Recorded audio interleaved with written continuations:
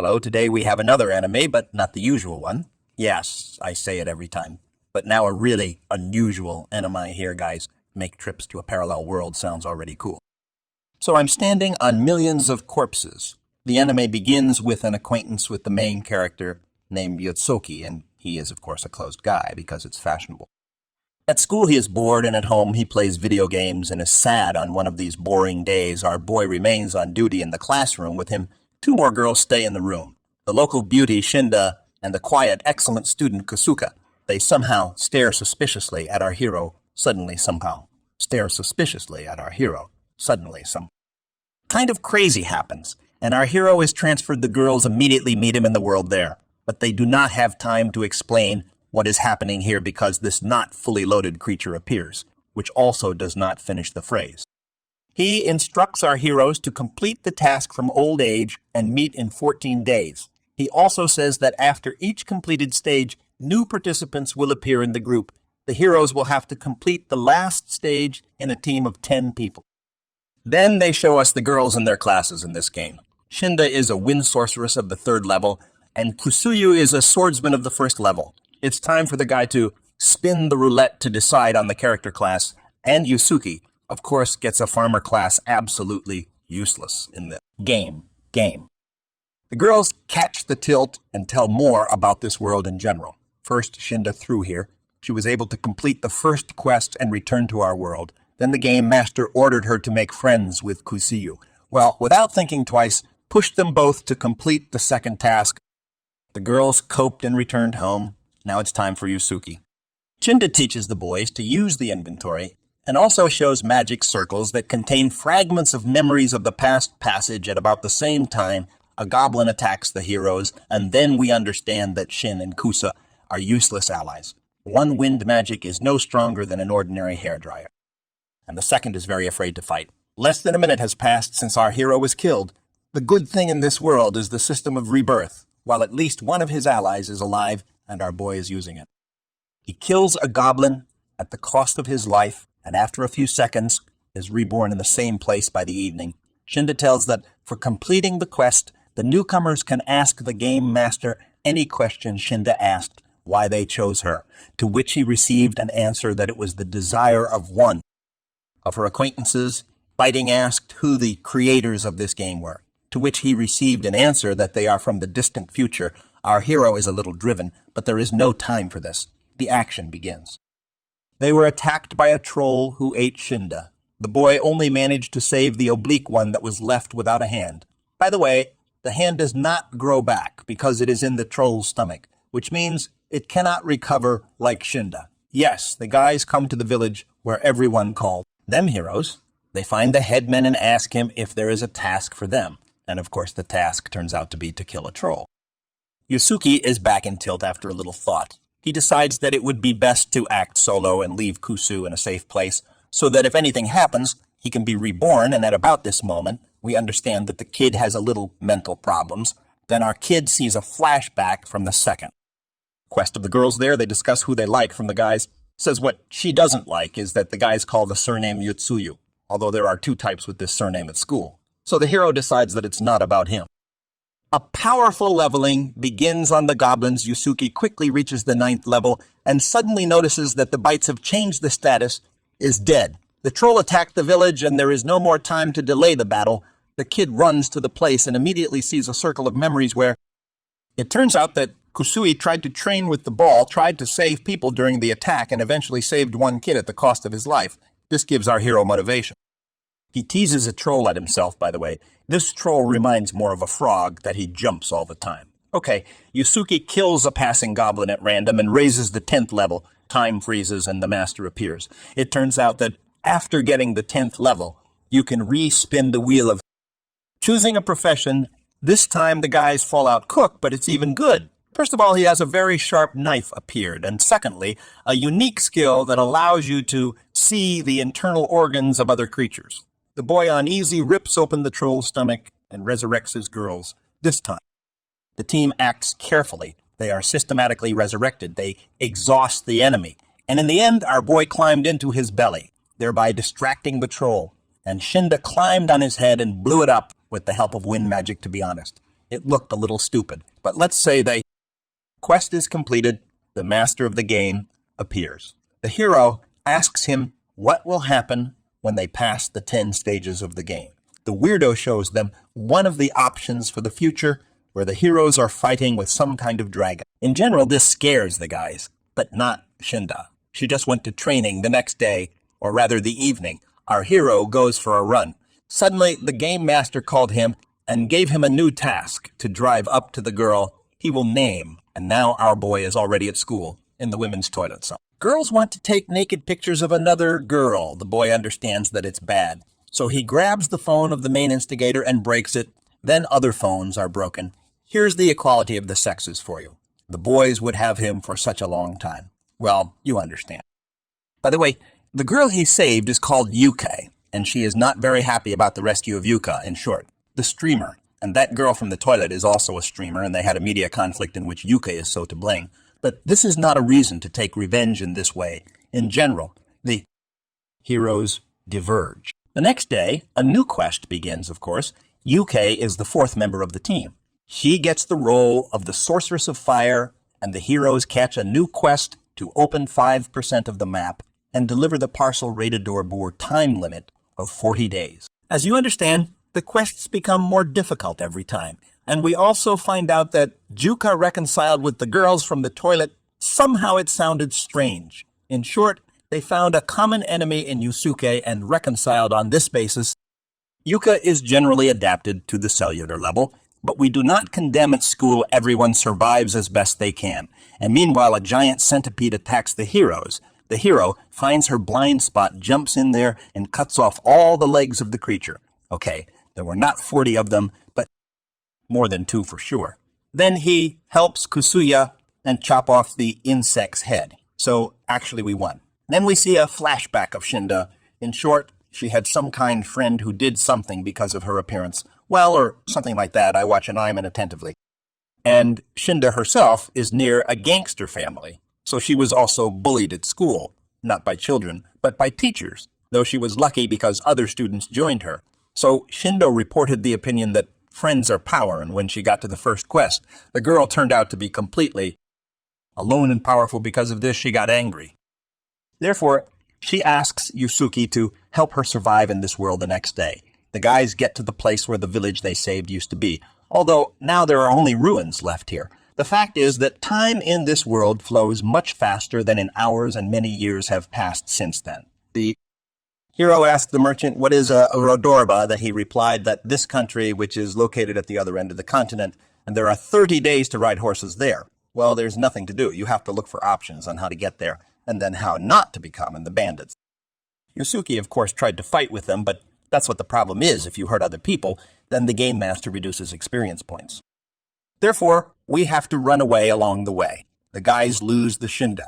This causes a split in the team. The kid is sure that we need to go further since there is so little time, and the girls want to save their friend, so the guys split up. Of course, the girls are immediately caught by bandits, and all 3 girls are captured, and Yasuki, meanwhile, begins to swing on goblins. This is his favorite activity. He turns the wheel again, and this time he gets a caster. He is able to heal, and he can also convince other creatures. In short, very useful skills in the plot.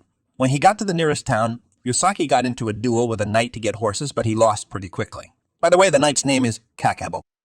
The hero surrenders a gang of bandits to a local cop and decides to train a little with Kahobel. And closer to night, a large detachment of knights comes to free the girls and kill the bandits. The villains, of course, had a trump card hidden in the form of a berserker, but Cable easily killed him. Fact is that she is obsessed with fighting strong types and loves to cut the flesh sick in general shorter girls, however. Kosuya was psychologically traumatized when she saw a human death. But there is no time to grieve. Kakabel asked for a trip with our guys, especially since she has an influential father who can lend horses and a cart to the heroes. In general, the newly made team sets off on a journey. She is waiting for Kusui's flashback. She has very poor health due to a rare disease. The girl decides to devote herself to studying to become a pharmacist and cure herself and her mother. In general, all the heroes stopped for halts. Kakabo, without thinking twice, began to conduct very brutal training with the heroes on which the girl really killed them. They say, this is a real fight and all that. By the way, 2 more travel with the heroes. They are subordinates of the knight. Kakabo on the way to Radodorba. Our guys, of course, stumble upon goblins on these green guys. All the anime and the heroes are holding on.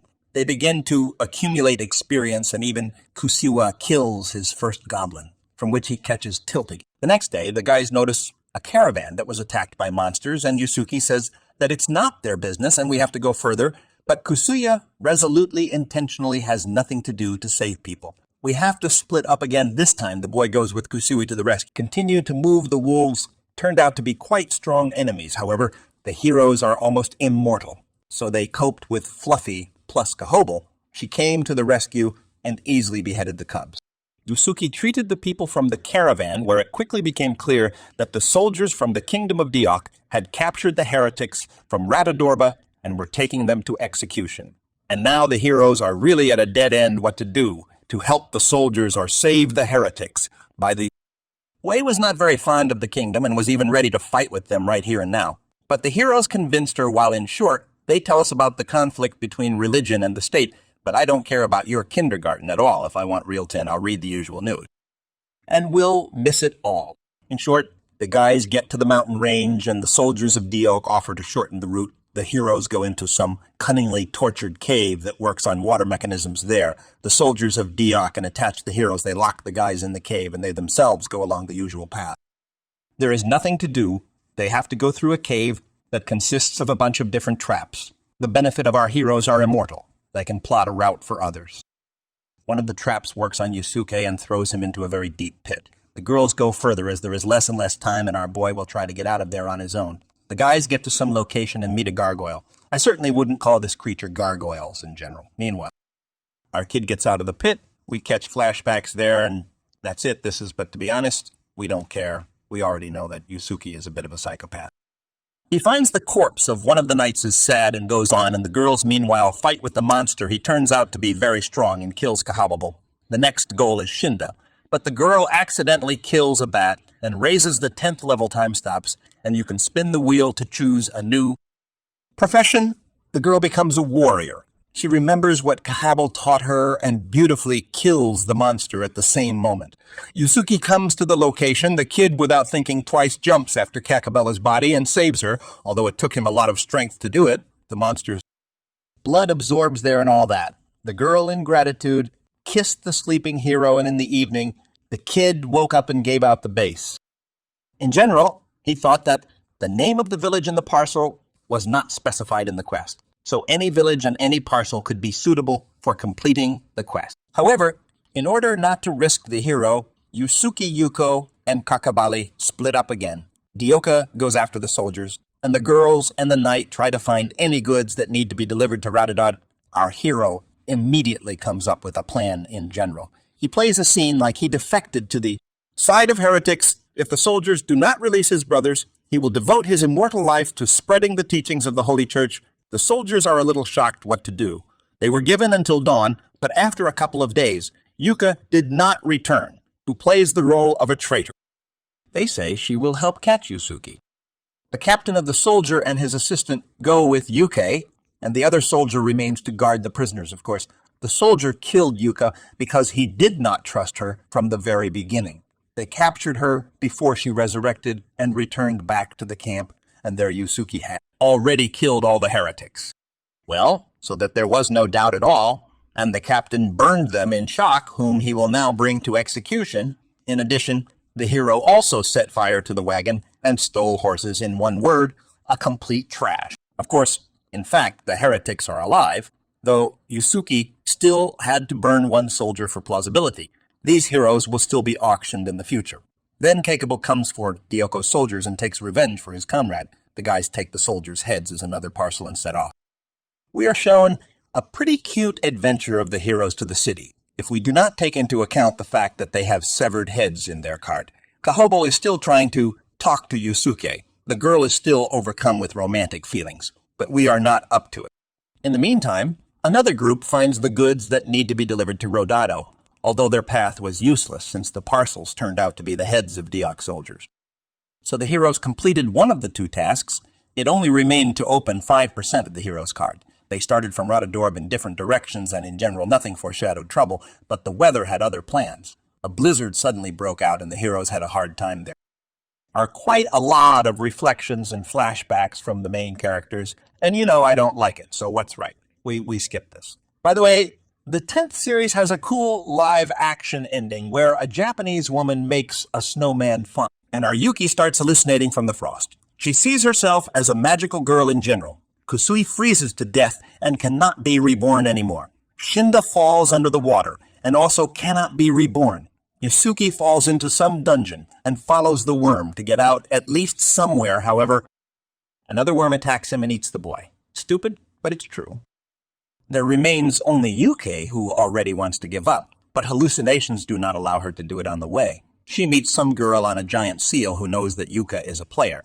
The girl offers her help, gives her a ride, and then they fly together with the help of wind magic, and thanks to such a piano in the bushes, the heroes pass the 4th quest. Yuko asks if this is a real world or just a game, to which the person replies that this is a parallel world and all living beings here are absolutely real here.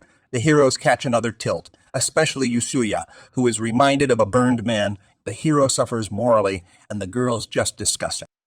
Behind his back, in short, at this moment I got a little bored. I went to eat, so I especially followed the plot. Yusuki meets a girl without one tooth, which is so funny. She turns out to be a master. The boy shares his experiences with her and decides to introduce the kid to the next player of the team. They go to a restaurant where a new player will come after a while. 3 guys in masks fall into the institution and try to kill a person behind the bar. However, Yusuki does not allow this to happen.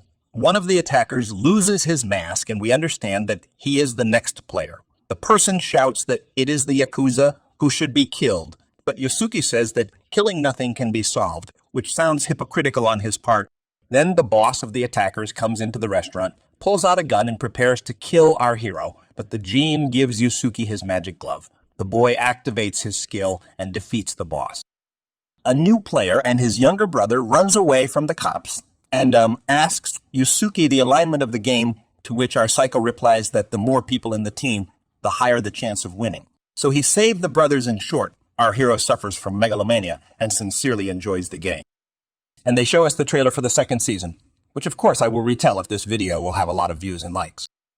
As for the anime itself, I liked it on the whole, and I think this anime deserves a solid 7. There is a rather interesting concept and mechanics of the world for the most part, not annoying characters, a good pace of narration with the exception of a couple of series, and in general I really wonder what will happen when they complete all 10 quests. Most likely I will not live to see this moment, but still.